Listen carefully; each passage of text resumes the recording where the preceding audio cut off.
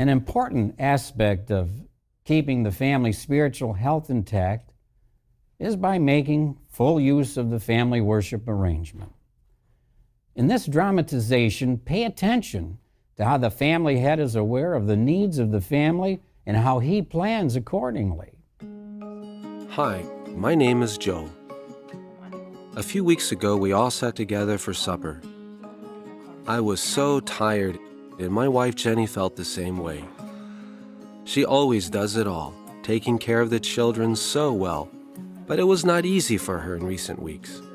Sarah felt that we are too restrictive on how she dresses. She just does not understand. It was hard to convince her, and to motivate her to share in the field service is becoming a challenge. It was not always like this. She used to enjoy going out in field service. And Tom, he is such a good boy, but all of a sudden he was raving about the games his classmates have on their phones. It's always about having supernatural powers, and it fascinated him even though he is small. But when I asked him to take out the garbage, suddenly his superpowers left him. And Mike, our smallest, it was hard to get him to go to bed or clean up his room. I realized there are a few things we need to speak about. Joe came to me, and we talked a lot about our children that same evening. We wondered what would be the best for them. We prayed together. Then we had an idea. The following day, we asked our children if we can consider Noah as the theme for our next family worship. All of us liked the idea. Each one of us should prepare something. Mike, Tom, and I wanted to build the ark.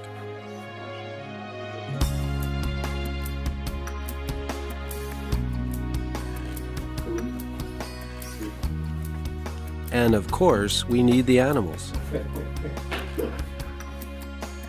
And Sarah should collect pictures for this story from our publications. I also had to take time to think again about the story of Noah and how it can help our family.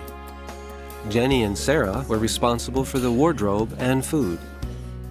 While preparing, I got the chance to speak with Sarah about her dress in a more relaxed setting. She understood that, like Noah, when it comes to Jehovah's commands, we need to do just so. Then the evening arrived. We talked about how it was before the flood and what kind of world Noah and his family lived in. Noah's family needed real courage to preach. They had to explain about the rain and how the ark would be needed to survive the flood, something that had never happened before. All the people thought they were crazy. And while we were talking about this, it came out that Sarah felt embarrassed when she met a schoolmate in the field service recently. I realized Noah must have felt the same as me. And yet, he was so courageous. Dad read Genesis 6, verse 9. Noah walked with the true God. So he could have every confidence in his friend Jehovah.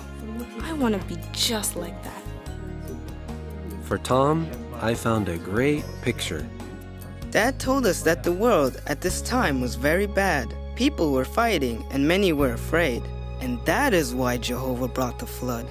It made me think about the games from my schoolmates. I like to play those games, but I know that Jehovah does not like that. So, why do I? And the best part was when we got inside the ark.